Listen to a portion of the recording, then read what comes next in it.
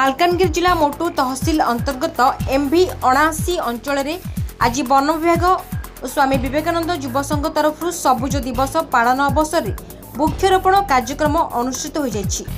मुख्य बजार स्थित शिव मंदिर समेत अन्य बहु स्थान में अँला, चाखुंडा, आंब, सागुआन, लिंब, बेल, कृष्णचूड़ा, कदम परी एकाधिक चारारोपण करा जायतिला।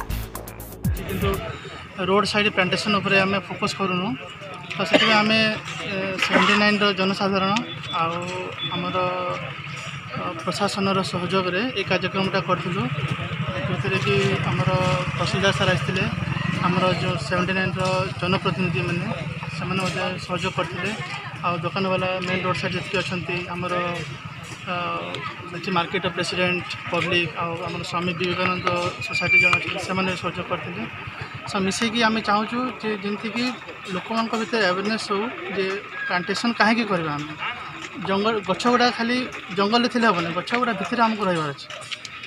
आम जमी गछ को काटिक सहर बसईचु सेमती गछ भितर आमको रहिले।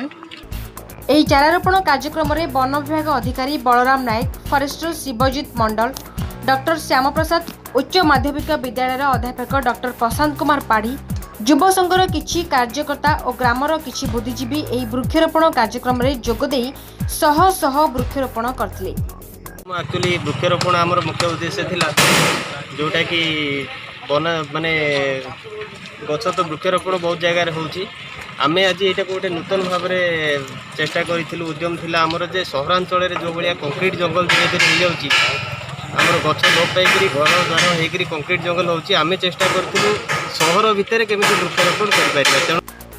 चलित वर्ष विभिन्न सरकारी और बेसरकारी अनुष्ठान गुड़िकरे वन उत्सव पालन अवसर में हजार हजार वृक्षरोपण करा एमभी 79 रेंजर श्री नायक कहते। मालकानगिरी राजेश कुमार ओझा रिपोर्ट, स्वस्तिक न्यूज।